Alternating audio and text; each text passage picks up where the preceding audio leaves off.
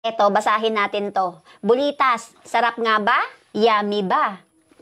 Nako, marami talagang nagtatanong yan, maraming nagme-message sa akin kung gaano nga ba ka-safe, masarap nga ba, okay ba gamitin, safe ba ito. So, eto na, para maliwanagan ang lahat, makinig ha. Hindi na tayo paulit-ulit dito kasi dati, sinabi ko na rin ito. So, eto na, ipapaliwanag ko kung gaano nga ba kagusto ito ng mga babae, kung may gusto nga ba talaga o okay ba talaga, hinahanap-hanap ba talaga. So, eto na nga. Actually, eto yon, makinig kayong mabuti ha. May mga babae kasi talaga. Pero ito, hindi ko general, ha. Merong iba lang na siguro 1 to 10, merong 3% na mga babae na gustong-gusto nila na merong may B, yung nila, yung kapareha nila, kasi nga, yung B kasi, yung yung Jolens, 'di ba? Alam niyo na yon. Nakakaramdam daw sila ng pagsikip, yung parang yung kakaiba yung nararamdaman nila, yung feelings nila, yung parang naaabot nila yung tunay na happiness, yung spot natin na tawag ba. Pero eto ha, take note, hindi lahat ng babae ay gusto yan gawin sa kanila. Kasi may mga babae na maselan, ayaw nila na merong kaartihan, may kaetyosan yung lalaki. Kasi syempre iniisip nila yung yung safetyness na tinatawag, di ba?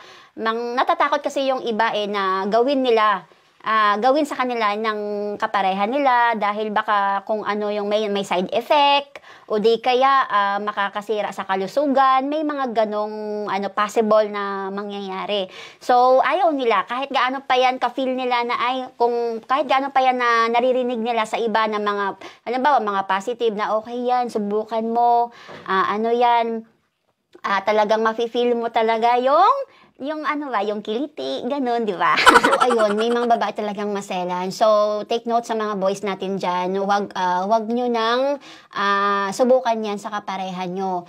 First of all, dapat tinatanong nyo din yung partner nyo kung gusto niya rin na gawin nyo yan. So, kung ayaw niya na na gawin mo yan, huwag mo nating pilitin. Dahil sa totoo lang, ayon sa pag-aaral, kapag nagpalagay ka ng B or yung Jolens, ay isa pa, hindi yan recommended ng DOH o anumang pag-aaral ay hindi talaga yan recommended. So, ayun, disclaimer lang tayo, hindi ito promotion or whatsoever. So, ayan, babala lang. So, ayun na nga, may mga ilan na babae na gusto nila dahil ayon sa aking survey, meron din naman na iba na gusto nila dahil nakakapagbigay happiness at madali nilang maabot yung happiness talaga nila, yung tunay na spot. So, ayun, meron naman. So, halos talaga, diba, sinabi ko nga, 1 to 10 ay 3% lamang. And then, ang the rest, so, mas marami pa rin na ayaw. May mga maselan. Tsaka, kahit simple lang naman, hindi naman kasi basihan Hindi naman basihan kung sa laki o haba, o hindi naman basihan kung magpapagawa ka, magpapaopera ka, para lang mapasaya mo yung kapareha mo. As long as na naibibigay mo naman ng tama, yung mo, di ba? Kung feeling mo nahihirapan siyang abutin yung happiness niya, di ibigay mo yung best mo, o di kaya, mo na lang. Basta maraming paraan para mapaligaya mo o maibigay mo yung niya. Hindi lang tungkol dyan At saka anuhin mo naman yung kay lawak-lawak, kay taba-taba o kay haba-haba. O diba? Kung hindi naman marunong, diba? Ang ibig ko sabihin, siguro, ipinapaloob niya na gano'n, tapos wala man lang kaetyosa na mangyayari. Siyempre, laruin mo din muna. Gano'n yun. Real talk lang tayo dito. Wala itong halong kemi-kemi. Ito ay payong katotohanan lamang. So, ayun, kailangan kasi yung babae kasi maproseso. Hindi yan agad-agad.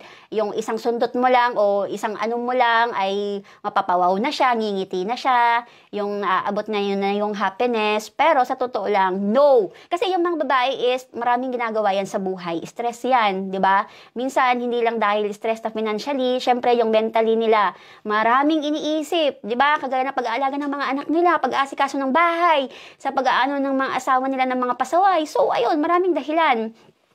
Kaya, yan sa mga cause, isa sa mga dahilan kung bakit hirap abutin ng babae yung happiness nila. So, ayun, kung gusto mo ng talaga, gawin mo ng natural. Hindi yung gagawa ka ng kalokohan na hindi naman, unang-una, hindi naman safe.